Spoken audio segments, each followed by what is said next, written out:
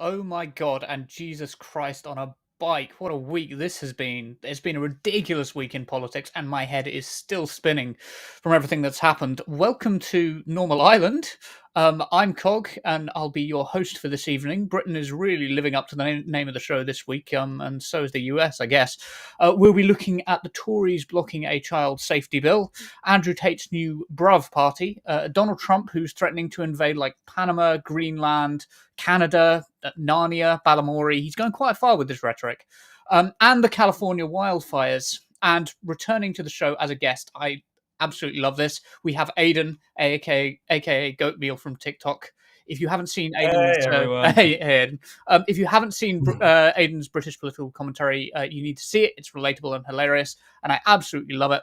And are you keeping warm in this freezing January weather? I guess.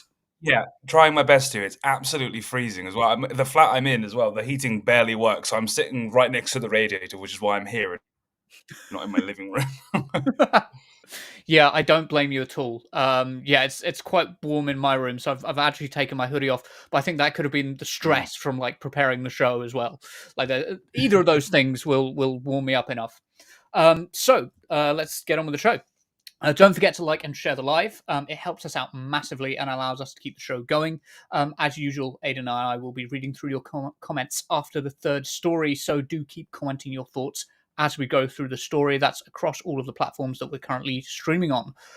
All right, on to our first story of the night. In 1999, the USA handed control of the Panama Canal back to Panama, and now contention has hit that region once again. The Panama Canal is a key trade route which connects the Atlantic and Pacific Oceans across America, inspired in part by the Suez Canal in the Middle East. Control was given to Panama by the Torrijos-Carter Treaty on the condition that Panama should keep access neutral. In keeping with this promise, Panama created the Independent Panama Canal Authority, which sets toll prices for ships crossing the canal based on their cargo size and value. It does not charge different countries different prices. I really want to emphasize that because a lot of Americans are confused about that last point, but a lot of Americans are confused about a lot of things. They do write the date wrong after all. On the 21st of December last year, President-elect Donald Trump declared that Panama was violating the treaty by charging American ships too much to cross. Politico reported on Trump's statements, saying, "It is unclear what spurred Donald Trump's invective. It is unclear what spurred Donald Trump's invective about the canal. While China has increased its presence in Latin America over the last 2 decades, and a Hong Kong-based company administers the two ports on each end of the canal, no Chinese commercial or government entity actually has any direct role in managing the flow of vessels through the critical waterway. The canal is administered by an independent Panamanian government agency, the Panama Canal Authority, and China has made no public gestures towards buying the canal or increasing its footprint in the country in recent months." And Donald Trump was not about to give up, as he refused to rule out military action against Panama to take the canal into American control by force. And now Greenland, which is owned by Denmark, but should be owned by the people of Greenland, is under threat from the USA. Trump wants to buy Greenland, you see, and the Danish have already told him that the territory isn't for sale. But as the BBC reports, Trump made the remarks at a freewheeling news conference at his Mar-a-Lago estate in Florida less than 2 weeks before he is sworn in for his second term as president.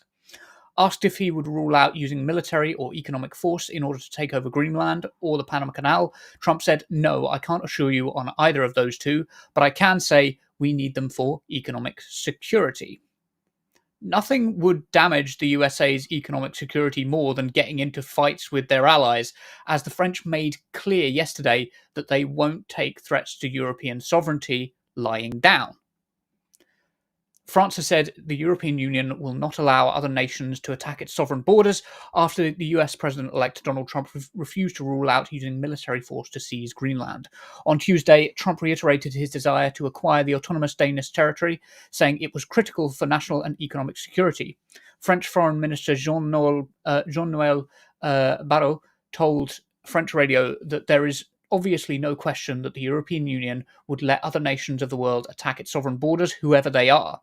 Barrow said he did not believe the US was going to invade the vast Arctic island but he was clear the EU should not let itself be intimidated.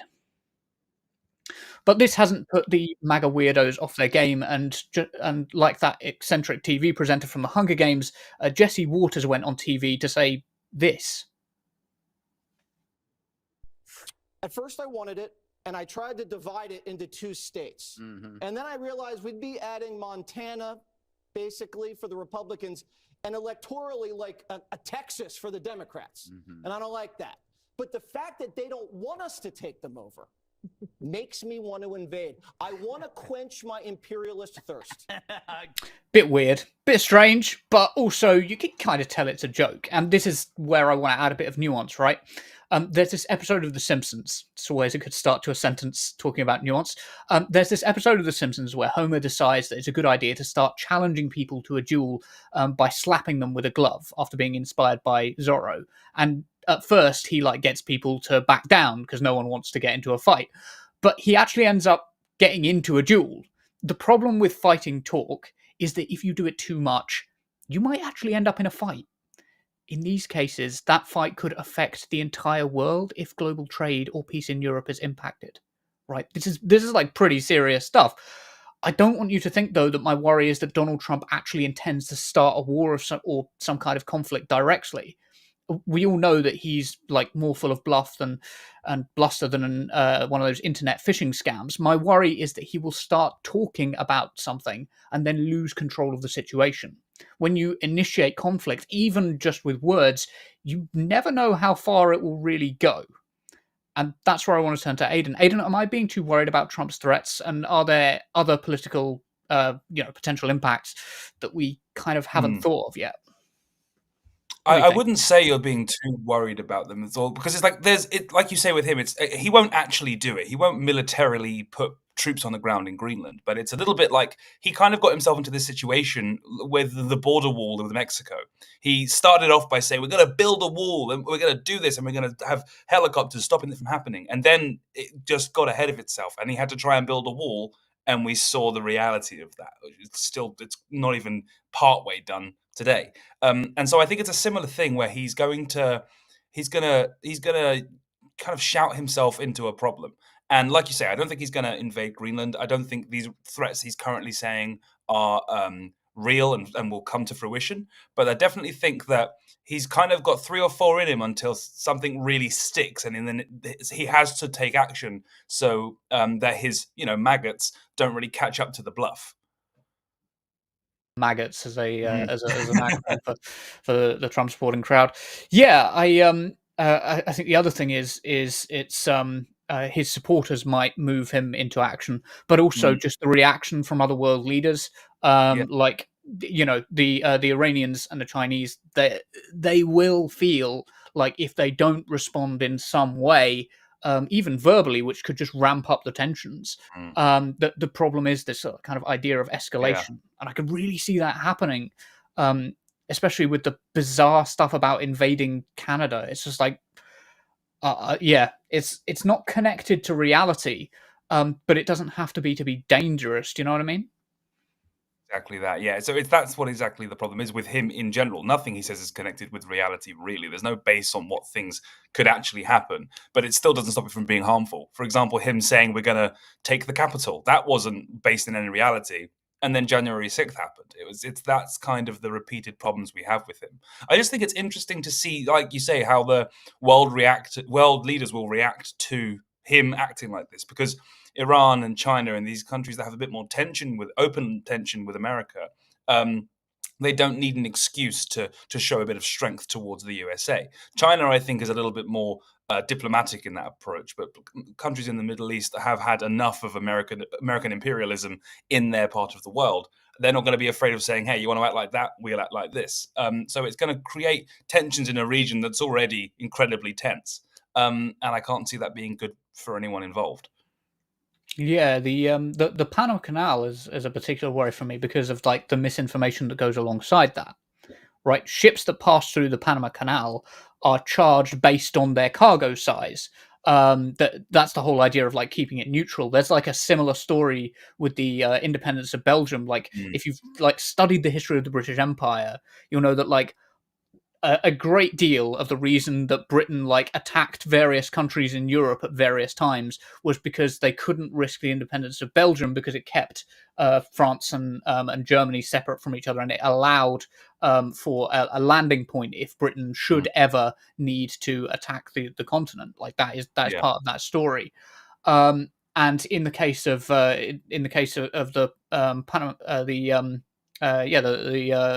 Panama Canal, we need to well, I say the world global trade needs to be free flowing through there. But it's also just the amount of misinformation by misleading Americans into thinking that they are being overcharged when what it actually is that they bring more stuff through that canal because they are the largest economic force in that region. They're one of the largest economic forces in the world. I think in terms of economy size, GDP size, they are the largest in the world. So they're going to be bringing more ships back and forth through there. They've just got more in global trade than other partners in the region. So they're going to be being charged more. Not because they're America, but because they're just moving more stuff. Yeah. It's that misinformation misleading the American public that almost worries me more than the possibility of an invasion of Panama. Because that's perhaps even more of a worry to me because that seems more likely that we get led down the garden path, and then you've got the Zuckerberg stuff as well. I don't know if you wanted to touch on that because we're not covering it today, but we will be covering it later in the week. But it'd be interesting to hear your thoughts on that and how this relates to information and misinformation. What do you think? Yeah, it's that. It's because we know that like a sort of disenfranchised America isn't really good for the world because as much as we try and fight it, America leads in a lot of Western culture and other places kind of follow. So when MAGA is at its peak, kind of crazy frenzy, going insane about one random subject that they've chosen this week, it can often lead to real terms issues on the ground in America. And so I think and it leads culture, which leads on to talk about Zuckerberg, because now the culture in America has become so toxic and sort of far right, and with Elon Musk spouting off, all of these other billionaires have realized, oh well, this is a power grab. If he's getting away with that, look what I can get away with. I'm nowhere near in the public eye like he is, and so it's pushing people like Zuckerberg to limit free speech on his platforms because he wants, well, not limit free speech, but he wants to, well, limit free speech because he's trying to kind of contain what it's insane because it's a move that he's doing it off of the approach of, well, it's free speech because you can say what you want, but it's ultimately not because it's similar to Twitter, whereas if you write the word cis on Twitter, suddenly you get a flag on what you've tweeted. It's exactly the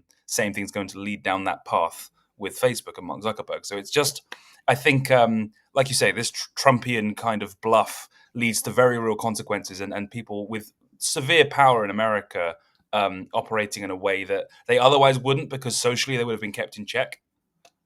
Yeah, it's certainly heading the same way as Twitter, and of course, I'm only sort of emphasizing this now because we're not going to cover it later in the show, but it does, it ties into that whole misinformation story and people being constantly misled.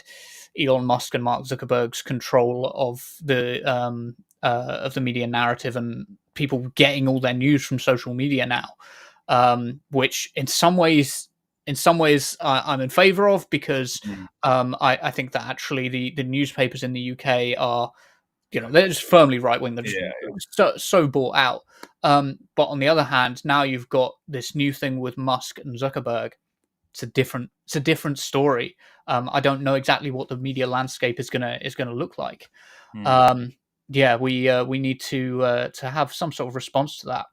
They're kind of the future's Murdoch, aren't they? That's kind of how I view them. Yeah. And I think that they're, at the end of the day, because of their audience size and because their influence is so much more subtle, they're likely to have more power than Murdoch at some point down the line. With the Greenland situation, I really hope that we don't end up in a conflict, even a conflict of words with America, because I just think that breakdown isn't good for like being able to influence, for example, events in the Middle East, in Palestine. Like our ability to influence those events might be dependent upon whether or not whether or not Donald Trump remains fixed on Greenland, or whether he like backs away from that idea. But yeah, obviously Greenland is it's the same story in Greenland, Canada, and Panama. It's that Donald Trump is aggressing on these places because he's got nothing, right? He's come into power, and ultimately he was going on about gas prices and food prices, how they're too high, how they need to come down, and then as soon as he's elected, he's saying, he's the president-elect now. He's already backtracking. He's going, well, I don't have any control over the cost of living, price of food, price of gas, but we could like invade Panama or like start a war with Europe. And I think a lot of it is distraction. Do you think I'm reading that right? I think you are. I think that's absolutely the correct kind of point of view on it. I can't see another alternative way of looking at it. It's very much him grasping at straws. It's a little bit like how it's the convenient enemy. The right always has that. They always have. Well, if it's not this, it's that, and it's easy to sling from one side when you're not in power. But as soon as you get in power, conveniently, that's not an issue anymore that you can actually fix. We're seeing, I know we're going to go on to this shortly, but we're seeing it right now with the Conservative government and how they're approaching the grooming gangs and all of this kind of the inquests they want to do. It's like you had how many years in power, and now suddenly it's the number one issue you all care about. It's insane. Yeah. It's a useful tool when you're on the benches, and then when you come into power, you abandon it. And so now he's just grasping for something else that he can use that is a lot less tangible. Yeah, not looking at the real issue, but instead looking for something that looks flashy that will make a good media story. 100%. He wants to look flashy in the media, and now his friends own the media, so it's easily done. To tie it back, I think that often politicians look for that flashy story that will look good, and that is how they get radicalized into doing quite extreme things. And that extremeness doesn't come intentionally. It's just that they've, walked themselves into a corner, or they've started an arms race, either a verbal arms race or a literal arms race with another country, and then they're in real trouble. But we should probably go on to our next story. And it's funny you should mention grooming gangs, but not for the reasons that you were probably thinking. Andrew Tate is the balding 40-year-old con artist who managed to trick a large group of lonely young boys who have never spoken to a woman into buying his crypto schemes. He owns a Bugatti, so he can't possibly be a con artist. Just like the claw machine has an iPad in it, so it can't possibly be a scam to take your money, right? He has multiple ongoing trials where he's accused of trafficking women, taking their passports, and threatening them with violence if they don't agree to be imprisoned and do sex work for him and his creepy gang of weirdos. And this week he decided that the gang of weirdos would become a political party of weirdos, as The Independent reports. Andrew Tate has set up his own political party. Excuse me, start again.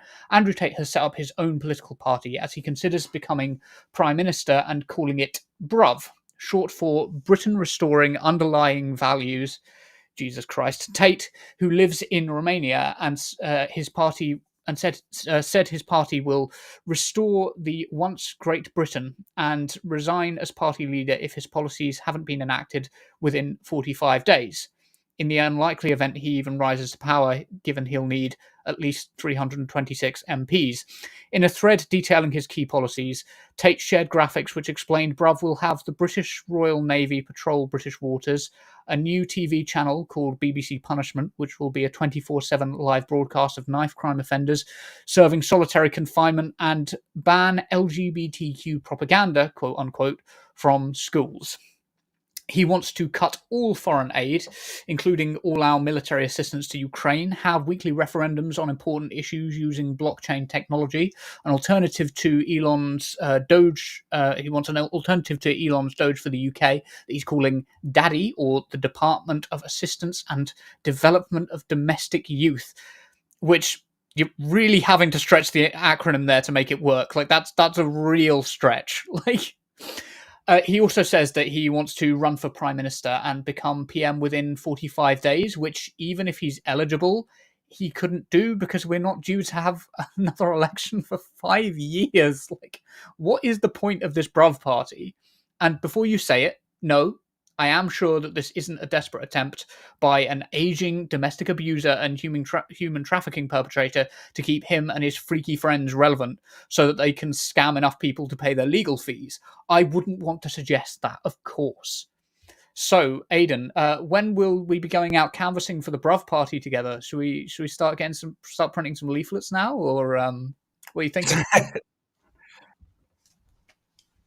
I think we absolutely have to begin now. We need him in power ASAP. This man is going to revolutionize Britain. No, I think it's just I mean, I don't even know the legal issues with him being in charge. I don't know if he can run for anything because of all of the legal problems he's got and all of the tax he hasn't paid in this country and the fact that he's based in Romania and is under remand for crimes he's committed there. So it's such an obvious ploy to try and drum up attention because clearly he was waning.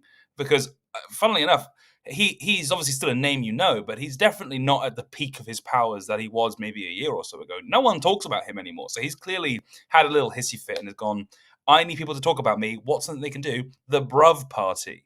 Bruv? Insane. An absolutely insane thing for him to do. Not the first time he's done things that are just like completely wild, clearly for attention. I mean, he's got a small problem that like the under 12s can't vote. So that's like most of his base like out the window straight away, like just straight away. Most of his base can't vote, so yeah, I think that that's a small hurdle I can see in the planning. Cutting all foreign aid, I presume that means cutting aid to also cutting aid to Israel. Whoops, which I don't think a lot of his right wing base would be in favor of. But you know, the cutting aid to Ukraine, so I guess they'd sort of like balance it out. Yeah, I can see so many problems with with what he's suggesting. What do you think of his like 24/7 BBC punishment incarceration thing? That's weird.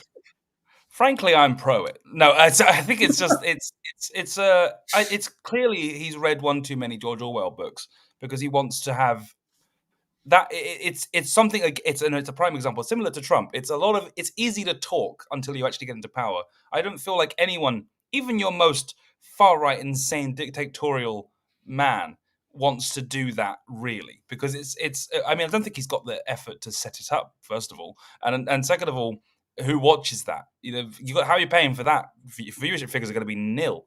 So I just think it's baby kicking his toys out the pram in the most abruptive way, and him putting on a TV. It's just he's really talking to the 14-year-olds and the 80-year-olds. You know, those 80-year-olds that every time there's like a video of one of the Queen's guards marching in a straight line and a child doesn't see them, so they stomp on them. They're commenting, "Good, he should have. That's what you get." Yeah. It's just a piece of those types of like boomers and 14-year-olds who will grow out of it. You know, it's insane. Oh my god, the Queen's Guard thing, I relate to that so hard. I'm always shocked by the comments that are just like, well, they're real soldiers, you know, and it's like, trample the child. What are you talking about? Yeah, like insane. But yeah. And I do think that this is a political party that's made up largely of the kind of, or in terms of policy, it's made up largely of the like shower thoughts. It's like those thoughts that you have in the shower, but they're the shower thoughts of somebody who hasn't reached puberty yet, right? Why don't we just like make it so that anyone who's caught carrying a knife has to like be filmed constantly for the rest of their life? That's monetarily efficient. Like, that what? solves the problem. No one's going to do any more crime. Why don't we just make crime illegal? Why don't we just do that? You know, it's that approach. Yeah, just make crime illegal. It's fine. What? Oh my god. No, the idea of the Bruv party. The one idea which I'll say I think has some merit to it is the idea of bringing democracy. I don't think it should necessarily be done through the blockchain because that sounds like they're going to use they're going to use or at least not the blockchain in private hands. I think the blockchain technology in the hands of the state, yeah, sure, go for it because the state is democratically controlled, right? But blockchain, like, I don't want to have to like do Uber voting, right? I don't want to have to do, you know, in my Uber Eats app vote whether we should like increase the amount of child tax credit. Like, I don't want to have to be doing that each week. I think that if you're gonna have more democracy, week by week, I'm broadly in favour of that. You'd have to work out how it's going to work with our parliamentary system. Is it just advisory? Yeah. But also, like, you can't have that done through the private hands, because that's just a recipe for absolute disaster. Yeah. Yeah, it's like when Elon Musk tried to launch. I was about to say Ted Bundy's campaign. It's not Ted Bundy. Ted Bundy Not didn't far launch from a an campaign. export. The guy who was he's Ted governor of Cruz. Florida. Nope. Ted Cruz? No? No, the governor of Oh, Florida. yeah. I know the one you mean. It's Ron DeSantis. That's it. Ron Ron DeSantis. DeSantis. Ron DeSantis's campaign. And it was a disaster. It's clearly we place far too much faith in the tech bros. Yeah. Although I would trust any of the tech bros over Andrew Tate. Jesus Yeah, Christ. literally that. At least the tech bros kind of have some semblance of like use in society. I'd argue that even then, but compared to Andrew Tate, they're like Einstein. Yeah, I mean, Elon Musk fixed his balding problem, whereas Andrew Tate has just kind of carried his on. Yeah. Like he gave in, like he tapped out to the balding. Like he Yeah, clearly he has did. enough money for a transplant, so like, Nazi pitbull. yeah, he did. Nazi pitbull. Oh, jeez. Okay, cool. I think we can quite safely move on to our next story. I think we'll probably spend a bit of time on this one, because I think it will be quite interesting to get people's thoughts. The Conservatives have shown how much they really care about child exploitation by blocking legislation that would help children. Rather than focus on preventative measures to address the needs of vulnerable children who are invariably the victims of child sexual exploitation, the Conservatives wanted to delay all of that to launch another inquiry into grooming gangs. The wide-ranging bill being debated on Wednesday includes measures to protect vulnerable children, such as tougher rules around homeschooling and support for those in care, inspections of schools, changes to academies, and regulation of private education institutions. The Conservatives are bringing forth an amendment, or were bringing forth an amendment to the bill to call for ministers to establish a national statutory inquiry into historic child sexual exploitation focused on grooming gangs. Thank God, by the way, that amendment was voted down, so that protection legislation was able to go through, and abusers won't be able to do things like take children out of school and homeschool them if they think that they are being investigated, which could have saved the lives of several people that we know of, who were abused and unfortunately passed away due to that abuse. There was already a national report, I think it's worth saying, written by Alexis J in 2022, which dealt with the issue of grooming gangs and group child sexual exploitation. The J report gave 20 suggestions for the Conservative government to implement at the time to tackle the issue. Now, I'm going to go through some of the suggestions. These suggestions were mandatory reporting, a compensation scheme for victims, the creation of a child protection authority to monitor any institution that cares for children, creating a minister for children, more transparency on data surrounding CSA and the perpetrators to bar them from ever working with children, mandatory age verification for online platforms, mandatory scanning for CSE images by tech platforms to catch more perpetrators, parity of legal protection for children in care, a register of care staff and staff of young offender institutions, a register for the staff of young offender institutions, banning pain compliance techniques on children, removal of the 3-year limitation period for personal injury claims brought by victims, which are obviously easier to pass than getting somebody convicted for CSE explicitly, improvements to the DBS service, a campaign of public awareness on CSA and how to spot it, a guaranteed therapy support for victims of child sexual exploitation, and a code of practice on record keeping for CSA allegations. Right? The Conservative government, obviously, they issued this report. They wanted this report into grooming gangs done. Those were the results. The Conservative government implemented none of those recommendations, saying that they were so concerned about the issue of grooming gangs, because the reality is they just wanted to weaponize this issue against Asian communities. Right? That's the reality of it. In 2020, they commissioned another report into the available data on the characteristics of these offenders. And the Conservative government's own report found that research has found that group-based child sexual exploitation offenders are most commonly white. So where do these myths about grooming gangs being majority Asian come from? Well, it's partially a media sensation story.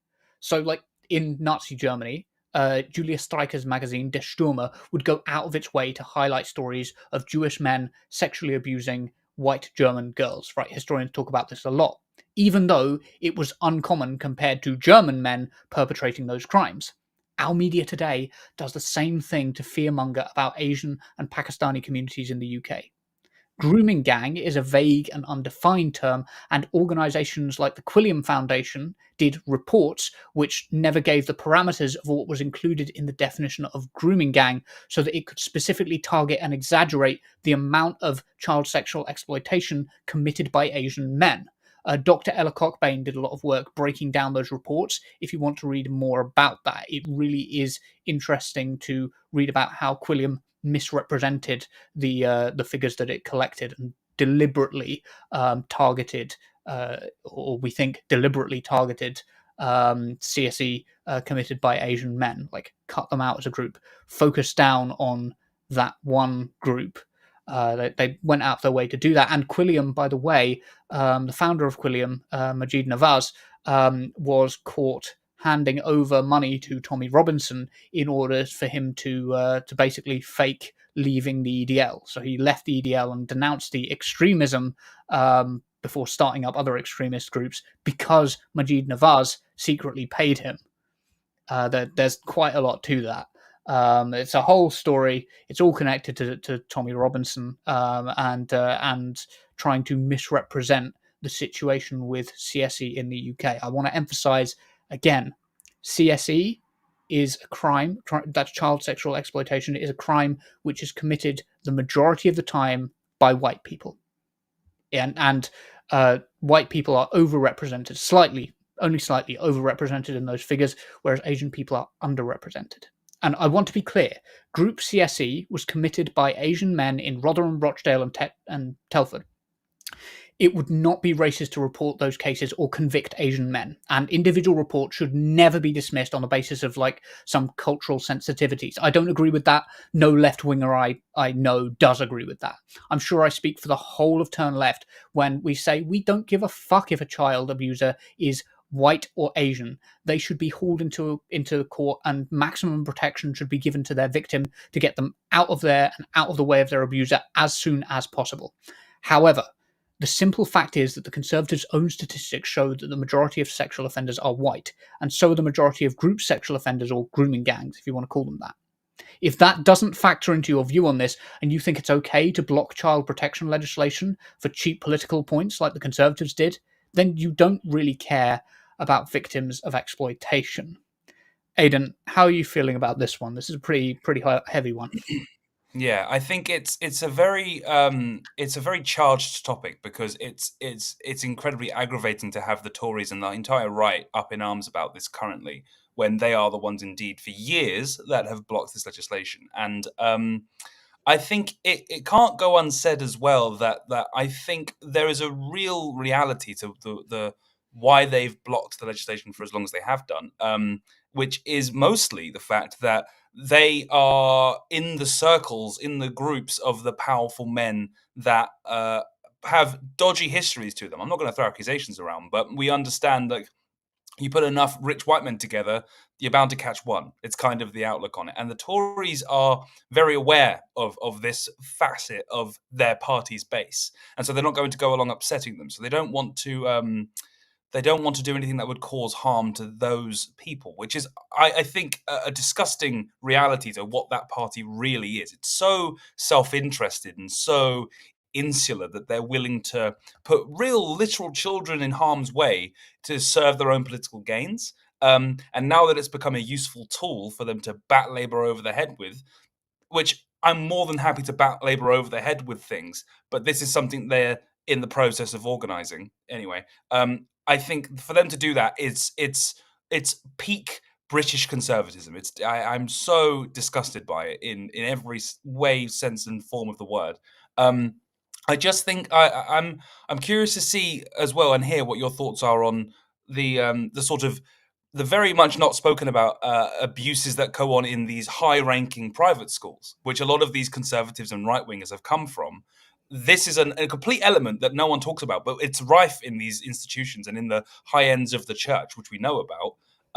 That's never up for discussion, but because it's brown men, it's easy to discuss. But when it becomes to these often white, often very powerful, often influential and wealthy men, white men, it seems to not be up for discussion.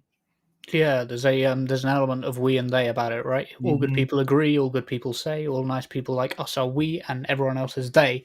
Yeah. Like like the framework of it is, and the framework of how we understand misogyny and male violence in the UK is it's something that other people do that's done by strange men on the street. Right, that's how most men in the UK, and we are talking about for the majority of the time. I'm aware that the Conservatives have a female leader, but it doesn't matter. We are living under a patriarchy. We're living in a society where men have historically been in control, and that power is still residual. And in those circumstances, the view of most men is, well, I worry about my partner being attacked on the street, when the reality is, and the reality of the safety of your children and the people around you, is that they are most likely to be attacked by people they know. They're most likely to be attacked by partners. They're mostly likely to be attacked by family members. They're most likely to be sexually assaulted or abused by family members and by partners, by people close to them, and people in positions of trust and power. But facing up to that reality and facing up to the idea that we have to change a lot about the way that we approach consent, the way that we talk about providing social support to people, because again, a big tie-in here is the fact that these people were working class, and so their stories were disregarded, not necessarily on the basis that of their race, but on the basis of their class. Their class plays a massive role in this, and that's a story which kind of runs consistently. Is that working class girls invariably have a hard time getting the police to take them seriously. That working class communities aren't feeling that like served by the police, and that they so often, across all of society, not just focusing on the working class thing, although I think that's an element, across the whole of society, women's women's stories when they are being abused are not taken seriously. It's dismissed as, oh, he's just like that. That's just how he is. He doesn't mean it. He's just joking, right? A lot of this is wider and more cultural. And when I see right wingers go, oh, well, they ignored this one because it was Asian men, I'm like, what the fuck are you talking about? Like, what do you mean? Like, look at the Catholic Church. Look at Jimmy Savile. Look at all of these stories. Look, talk to some of the women around you, right? Talk to some of the women around you about their experiences of being sexually assaulted or their friends being sexually assaulted. That being dismissed, the experience of being dismissed by people when you report sexual abuse or sexual exploitation is one that is almost near universal in Britain and the West. Like, we need to start taking abuse generally more seriously. The idea that this is down to racism or somehow it's politically correct to ignore CSA when it's done by Asian men is a complete myth. Like, it's just made up. Do you know what I mean?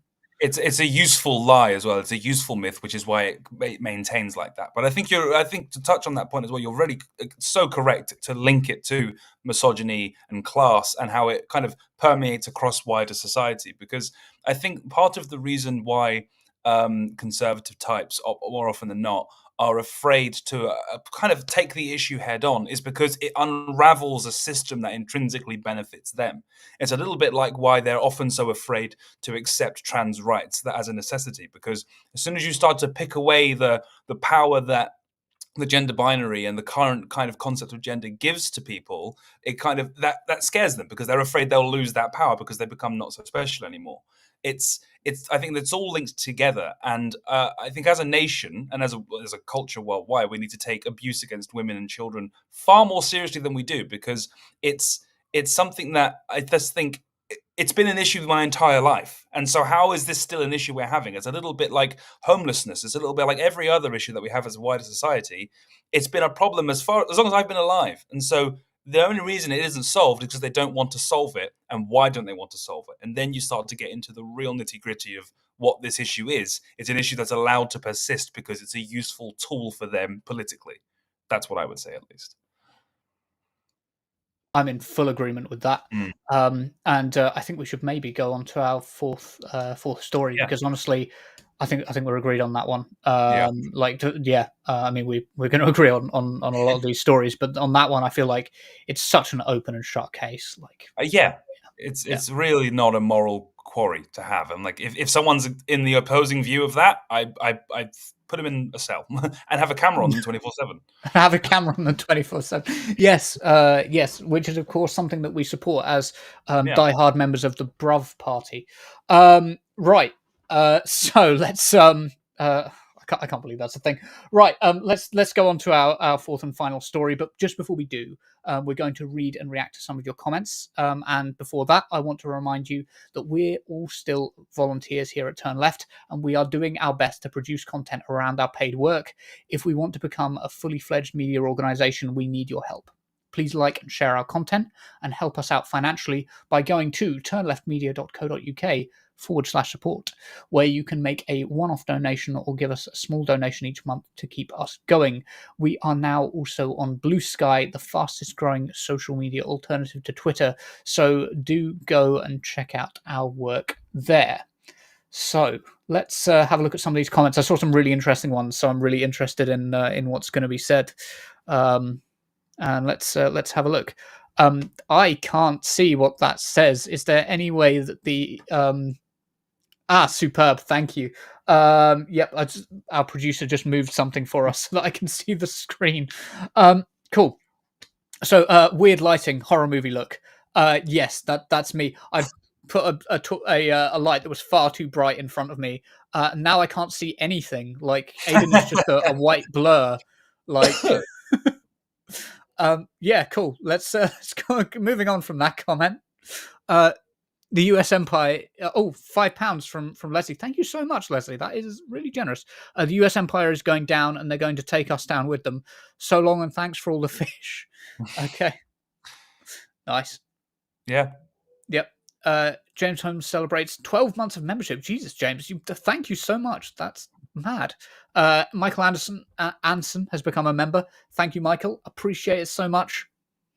Cool. And we've got, don't underestimate how far an egotist will go not to back down. There are genuinely aggressive warhawks egging him on. Yeah, I think that's a really good point, actually. The people around him do genuinely, genuinely want to go further. It's that, and also he's probably got those buddies at Lockheed Martin close to him, being like, if you could make something happen, you invested the right amount, we can do this together. They're all eating the same shit pie. That's true. Yeah, and if his ego gets struck the wrong way, I think that Celadon Faye is absolutely correct. I think that there's a good chance that it escalates. Michael Anson, has anyone read the manifesto? It's actually hilarious. So many spelling mistakes. It was AI made, I'm sure. I've no doubt that AI made almost everything that was in that. Yeah. All of the press release stuff I've seen for it was like the Union Jack was behind it, but it was all wobbly and weird, and he's like cropped in strangely, and like part of him is like you can't visibly see it. And the text was like, you could see that fuzziness around it, which AI text has. You're like, that's not real. He's got like 7 fingers, which either means that he, grew up in parts of the southeast, or he's, or it's AI. I grew up in parts of the southeast, and I think it's fitting. Yes, yeah. So did I. So anyway, right.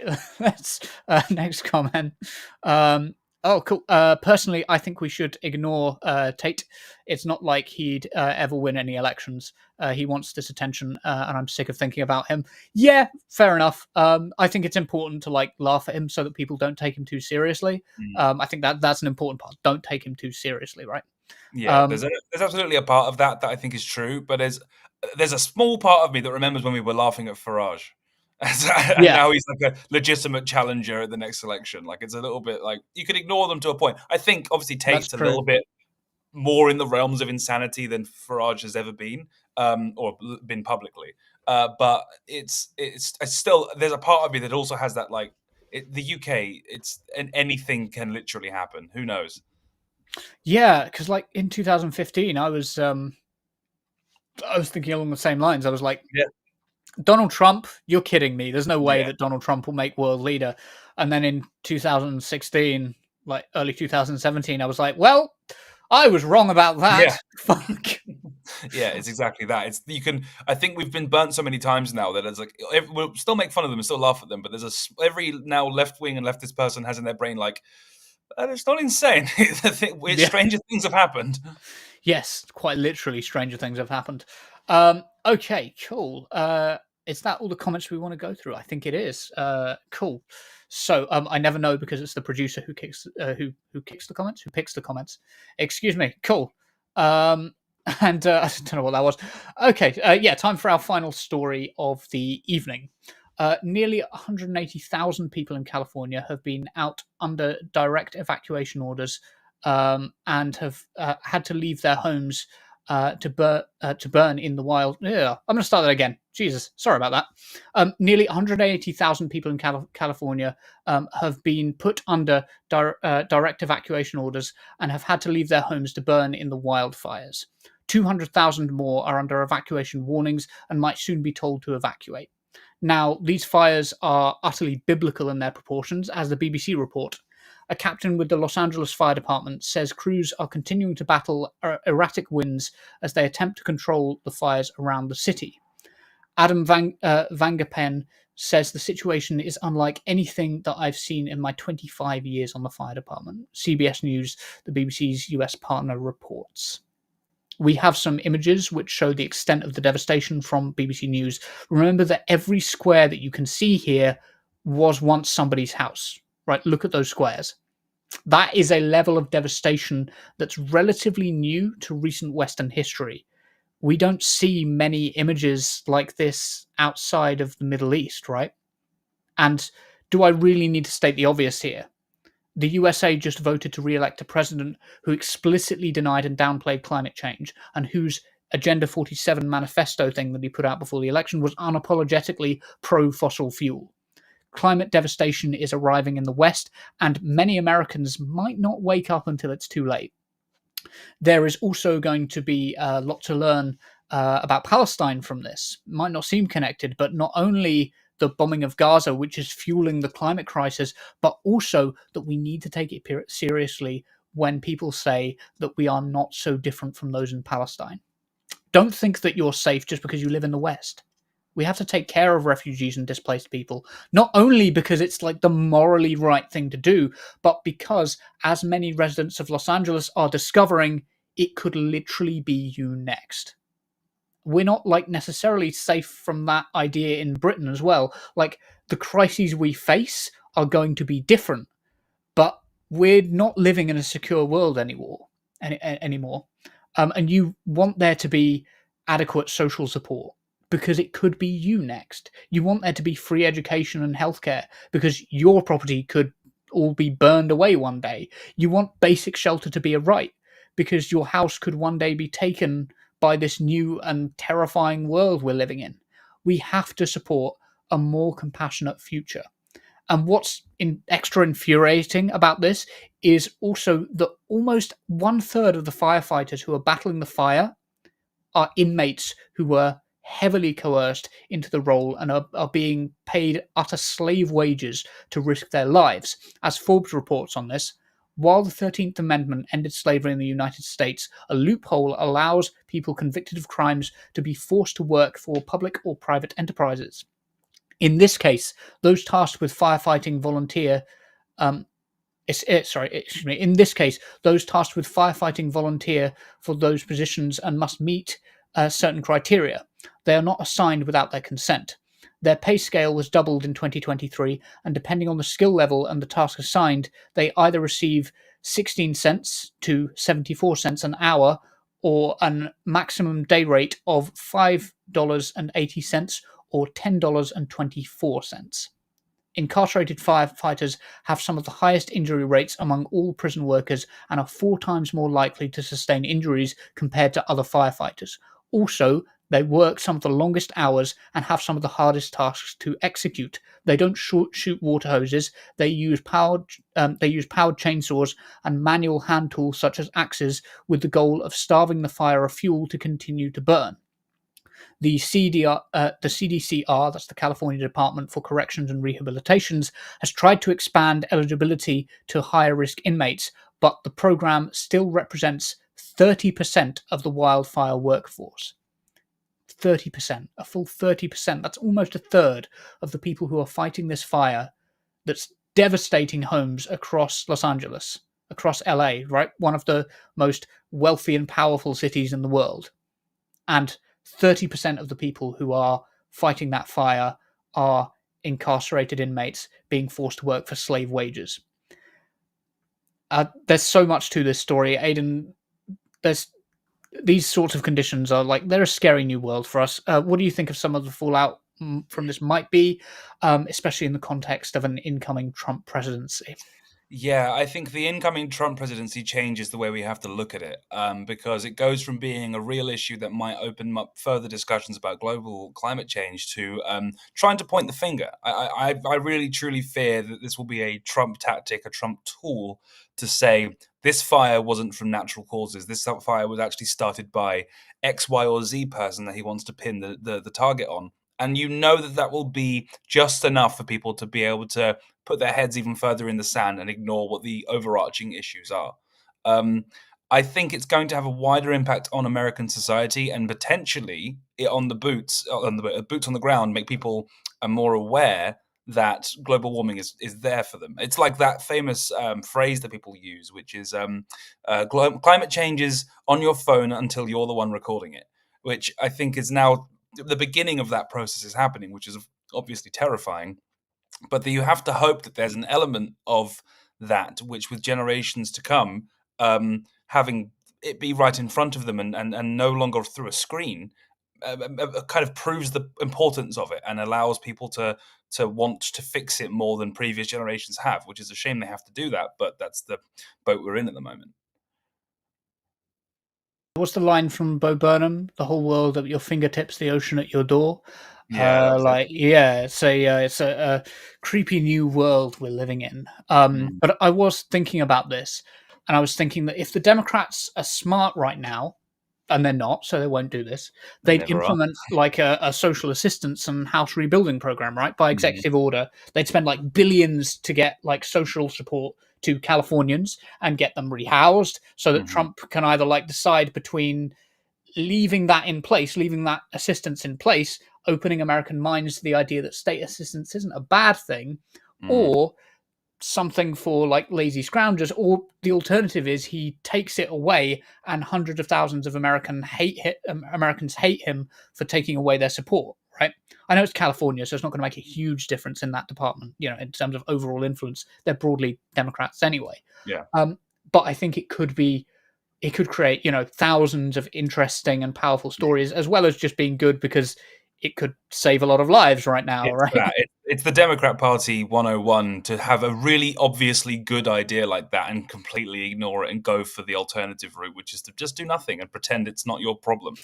Because they could both solve the problem and have a real political football that they can use against Trump and the Republicans in one foul swoop. And those things don't come around that often. But as you say, the Democrats are very rarely intelligent with the choices they make. So we'll see if they do that. I think inevitably something has to be done because it's not like LA's homeless problem isn't already an issue. And if they're going to add hundreds of thousands of people on top of that, how will it cope as a city and as a state of California, which is America's most economically important state, to suddenly have this huge influx of houseless people, I'm curious to see what happens, because what the inauguration's when it's in a week or so's time. It's a real, like, it's almost like politically America is in that stage that we're in from Christmas to New Year's. It's sort of that weird window where the days don't really matter anymore because it's the transition of power. And for this to happen now, it's a real test of the democracy in America and the powers that are in position to fix that. And if they do fix that and the Democrats do something right, great. And if they don't, it kind of opens them up to the correct criticism that they don't really care or do anything to help people unless it's an election time. I think that's unfortunately a huge part of the problem is that there isn't much difference between the Democrats and the Republicans in when it comes to material conditions, providing people with like improvements to their material conditions, looking at underlying causes. The Democrats aren't that much better than the Republicans. They are better. Like I don't want to just write it off as like, oh yeah, it's all the same.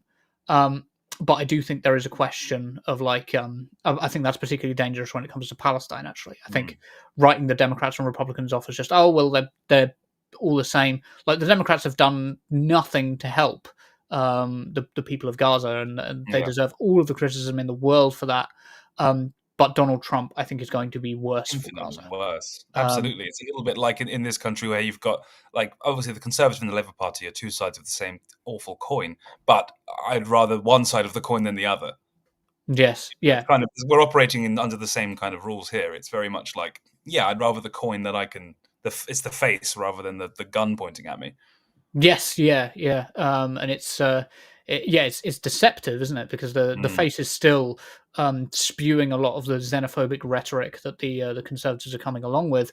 But because, as we were talking about earlier with Donald Trump, he's so spurred on by the people around him, by the rhetoric of the people around him, and the push to always go further. That sort of cumulative radicalization idea, the idea that leads to stochastic terrorism, the idea that you throw out these ideas and you keep getting more and more extreme to keep more of the attention on yourself, and whether you intend it or not, you end up in a situation where you're saying and advocating for very extreme things in order to keep that attention on yourself, keep yourself in power, keep the money going, like whatever it happens to be, and you end up losing control of the situation entirely.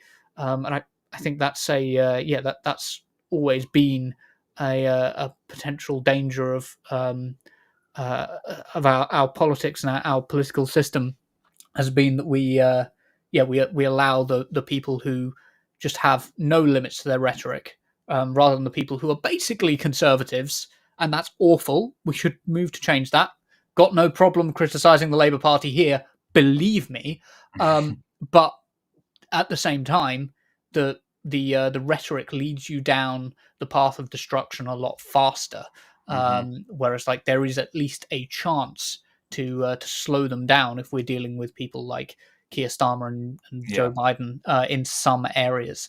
Although there's kind of a sense to, well, maybe not Joe Biden, but there's a sense to their brain and their logic where, like, you can talk to them. They're a person. There's a person in there somewhat. Whereas with the other guys, it's like they're just a husk of a human being. They don't really have any heart to them. So there's nothing you can talk to. Yes, yeah. And I think with regards to Trump and Palestine, and Trump and the Panama stuff, Canada, Greenland, even the wildfires, it's going to all orient around how extreme the rhetoric is. If Donald Trump comes out tomorrow and starts blaming immigrants for starting the wildfires, and that is entirely a possibility. I mean, he blamed them for like eating cats and dogs in Springfield, like ridiculous stuff. Like, I can see him coming out with that. Like, if he does that, the extent to how far that will go will be determined by how much attention it gets him, the people around him, and how much it spurs on his base. Yes, I think that's it's a bit of an issue. Luckily, we don't have too many of those at the moment, so I'm sure everything will be fine. Yeah, I'm sure it'll be great. The world's in a very good point. So for this happening, it's not too bad. Yes, in fact, things were getting a bit quiet for me. I was hoping that things would get a bit more exciting. I was getting bored, to be honest. Yeah, the news was too easy to keep up with. Now it's spicy. It's great. Yes, yeah. There we go. Yeah, which only on this one story though. Nothing else is happening, thank God. Oh no, thank you. Yeah. Just some small fires in California. You know how it is. They Um, happen. yes, yeah. I am. I should, but rather than joke about that, I should just clarify that I am. I'm sending best wishes to my American friends as Absolutely. well. I'm joking about the horror, but as a coping mechanism because oh my god, it's awful. Did you have any final thoughts on that? Yeah, I guess the final thoughts on it as well were the just the comment on the people they're using to quell the fires, the 30% of them being inmates. I didn't know that statistic. I know that the American prison system is just was created as a replacement for slavery in America. That's a pretty widely known thing, but I didn't realize that it was specifically these wildfires. It's a huge number of inmates that are doing that, and it's really quite a striking thing to find out because it just makes America even more America. You know, of like they've got the incoming Trump ignoring global warming as a nation. Really, they're not doing a lot to help with it. Um, Mm.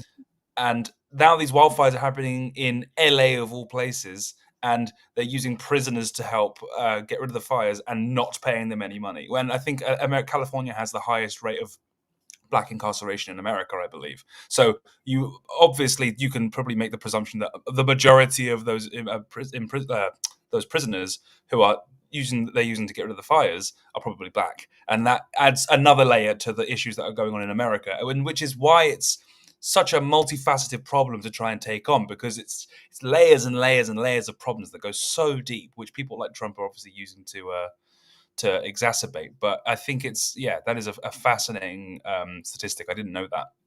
Yeah. Have you seen Arcane? I've The not. No. Oh, you've got to watch it. Okay. Okay. I was going to use a line from Arcane, which is so in Arcane. There's the occupied Undercity zone, and there's the Overcity that occupies them, Hmm. Piltover. And it's very much a metaphor for like multiple Sure. places. I mean, Israel Palestine is the obvious one that springs to Yeah. mind, but you could point to like Great Britain and the occupied six counties in Northern Ireland. Sure. So many different places that have been under occupation, and so many different like class divides, wealth divides, race divides. Like there's so much metaphor to it, but there's a line from the first from one of the first episodes that is something like the only thing that can destroy Piltover is Piltover itself, right? It's the city, and in a similar way, the only thing that can destroy America, the only thing that can make the American empire fall, is America itself. And I think that's a really it's something to bear in mind because I've Hmm. heard for years and years and years from right wingers, from British right wingers, American right wingers, that our degeneracy is going to destroy the West. Hmm. Our degeneracy with like gay marriage, like introducing gay marriage, our degeneracy with trans people is going to destroy the West. Our immigration, increased immigration, which by the way is good for the economy, just overwhelmingly, is going to destroy the West, right? But ultimately, I see an American empire falling like the Roman Empire. And what I'm seeing, I don't know about you, is that America is eating itself alive. It's not a story of, oh, this outside force has come in and corrupted America and destroyed it. It's that the reactionary forces that can't move with the times have led to a situation where America is just going to crumble in on itself. China's GDP is going to be twice the size of the US's by 2050. Yeah. Economically, they're not going to be able to compete. They can't compete with China, with India. They've got too many people. In terms of military force, they're going to fall behind. It's going to happen. It might not happen soon, but it is going to happen. They're not going to be able to keep up. And so, what will they have except soft power? And they've decided to give that all up to put a farty little orange man in charge of their country to embarrass them in front of the rest of the world as we watch them collapse. It's that. It's that. I think you've hit the nail on the head. It's that no external force could help America, could force America to collapse, but they will collapse on themselves. I always think of it like it's the end of the American experiment, like which started in 1776 and is ending probably maybe 2030. Let's take a guess. Yes. And so it's kind of that sort of like 300-year stint they've had of like they've this and they've hit the top of the bell curve and now they're coming back down again because it's also, I guess, a real. We'll look back at it in the history books of like when you do capitalism gone rife, you really try and speed up that process. You run out of competition, and this is what the nation leads to, which is why regulation and obviously not capitalism is the answer, because it's that thing which we can now look in the history books. Well, not now, but we can look in the history books when it eventually inevitably happens and say that's what happens when you go full capitalist. So never go full capitalist, and that'll be the lesson for history, we would hope. I love that. That's a good note to end on, actually. Never go full capitalist. Honestly, yep, I agree. I agree. And if you haven't come to this conclusion, I think, frankly, you haven't done enough reading or looked around at the world we live in today. And speaking of that, that's about all we have time for today. So thank you to everyone who tuned in and to Aidan for coming on. Honestly, I always have a blast with you, mate. It's really great. It's always fun. Thanks for having me. Yeah. We have a show on Saturday evening where we'll be talking about Zuckerberg and the new social media landscape. So please do tune in for that. We had some pretty heavy stories today. So I want to remind you to do some self-care, look after your mental health, your well-being. It's important that you look after yourself for the oncoming fight. But also I want to say that we appreciate your support. And again, please do give us a follow on Blue Sky, on Twitter, TikTok, Facebook, Instagram. We are all over the place now. You can just search for Turn Left Media. We will be a fully fledged media organization one day, mark my words. And with that, I hope you have a wonderful evening. Good night. Support independent media, support social justice that's there on social media. Thank you. Turn Left.